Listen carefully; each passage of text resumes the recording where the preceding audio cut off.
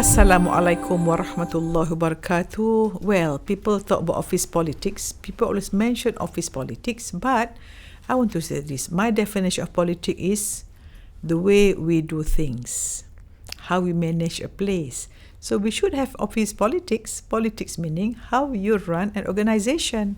So don't put a negative connotation to politics. As long as it's done in the correct manner, with the correct intention, it becomes a good deed, okay? But now many people say, Prof, what happened? How do I deal with toxic environment? Okay, I'm going to give a scenario. Imagine a young graduate, very pretty, very idealistic, just got very well, apply for a job, dress so well for the interview, get the job, so excited. This is my mission in life. You know, we talk about job, career, and mission. And this girl have gone to all this personal help seminar program. I want to be good. I want to serve. I want to use this as a way to find God's love for me. So idealistic. The minute she walked in, she start to notice that some of the senior staff are talking, are complaining, are blaming, are making excuses, are gossiping. Then she start, oh my God, this is not correct. And as they talk, she initially ignored. She was doing her work. But after a while, she noticed that whenever people go for lunch, they do not ask her to come along because she do not sing to their song.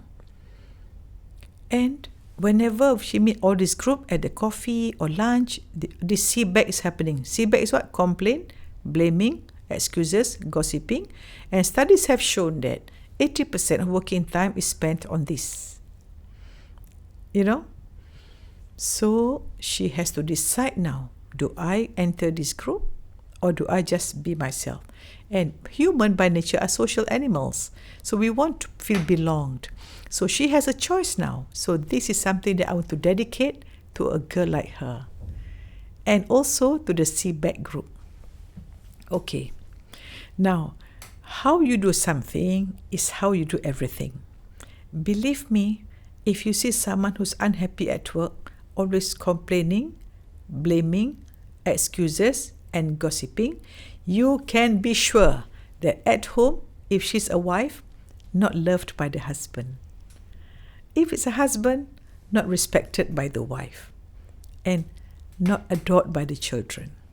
And for all you know, the mother-in-law and even the sibling do not like them. So people who are not loved by others because they do not love themselves.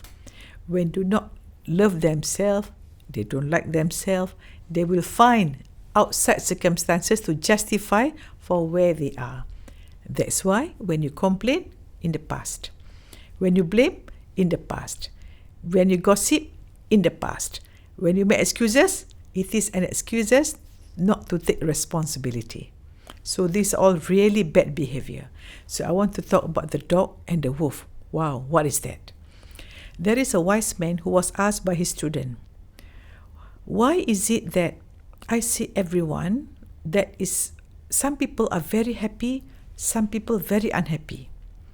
So the teacher said, well, people who are happy because they have so much happiness in them, they see everything outside as happiness.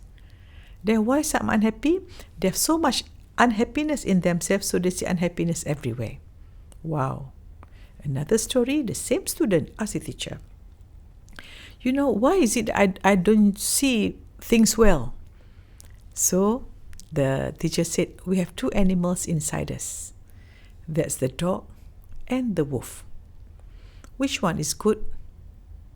Dear viewers out there and listeners, the dog tends to be obedient and take care of the master. Whereas the wolf is a real bad animal who will harm everyone they meet. So the students say, which is the bigger animal in me? The one you feed more. So if you feed your dog all the time by purifying your heart, learning about yourself, self-reflection, correct intention, always planning to be good, intending to be good, and self-journaling, looking at yourself, of course the dog will grow, the good aspect, higher self will grow. But the wolf or the lower self, or in Islam we call the nafs, and the good one in Islam called iman and taqwa, Then if you keep on feeding your wolf by backbiting, gossiping, anger, revenge, jealousy, arrogance, of course the wolf grow more. So when you meet a group of people in the office, it takes one person to start the wolf and the other wolf will join. So my message to the girl who has so much dog in her and small wolf, whenever she sees someone who's trying to wake up her wolf, she instead wake up the dog in that person. You know how to do it? I give you an example. Let's say most of the time in the politic office, they try to blame the boss for something. Okay, they don't blame the leader. Leaders are cherished, but boss are hated because they're bossy people. So they say, the boss is always doing this, they're always self-serving, ask us to do, they want to get the credit, all kind of thing. Then this girl said, how to wake up the wolf? If she wake up the wolf, she want to join him. She say, yeah, is it so? Oh, yeah, I better be careful next time. I must make sure he doesn't take advantage of me. But if she wants to wake up the dog, wow, you all are so lucky. You are given the opportunity in this place to give impact to the society out there by the task given by the boss. And I'm sure whatever tasks are given is destined by God Almighty, and the fact that we're able to do it well, that's a contribution. And there's nothing in the world that we do that we do not get back, because life is a boomerang. Imagine what the senior will think of that girl. Of course, they don't like her, but never mind. She has to continue waking up the dog in everyone. So how? Rather than just listening to them, she start complimenting them. Oh, relax. So what she can just say, wow, I like the way you dress today. I like the color of your shoe or your watch. Who bought it for you? Be interested. When we are interested in people and listen to them, and when you meet someone, how to wake up the dog? Before you leave your house, you always say, everyone is good. Everyone is kind. Everyone loves me. I love everyone.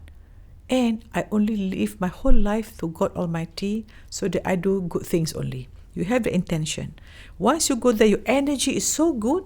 Believe me, any room that you walk will spread these ripples of positivity, and all the goodness in you will wake up the goodness or the dog in that person.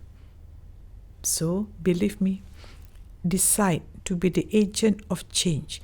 If the environment is toxic, you are going to be the anti-toxic agent that will nullify this. Imagine there's a room full of darkness. You come with a light. Initially, your light is 10 watt, then 100 watt, then 1000 watt, all the darkness will go. Imagine a glass full of black ink. You keep on pouring clear water. What happened? All the water becomes clear and all the goodness gone. In other words, we cannot remove the ink. We cannot remove the darkness. There is the wolf and the office politics and toxic environment. We bring light. And what is that light? In Islam, we call it iman and taqwa. What is that light? We call it self-awareness, self-reflection, and self-love and others' love. And there's nothing in this life that you give to others that you do not get back. But you can never give to others what you do not have inside you. Remember this metaphor? If you squeeze an orange, only orange juice come out. So you cannot justify and say that, oh, I become angry because this person pressure me. Then, if you want to know who you are, look at what comes out of you whenever you are pressured. Is it goodness? That means you have goodness inside you. But if bad come out, that's the bad that has been residing in you and is only unmasked by the other's behavior. Remember this, others' behavior only trigger and wake up the real you. If you want to know who you are, you want to know who somebody is, see them in the most challenging situation. That's why in Islam, there's a hadith that says that do not praise a person until you travel with them for 3 days. Because when you travel with people, you will know how they are genuinely. Because when you travel 3 days, you are sure to meet a situation that is good and that is not good. And the more good they have, the more that they give, and they become very unconditional. They become very, very self-fulfilling and others contributing. Okay? So, remove your words connotation of toxic environment. Be the agent of change. Bring the light in the darkness and be a source of inspiration. Keep your fear to yourself. Share your inspiration with others. Assalamualaikum.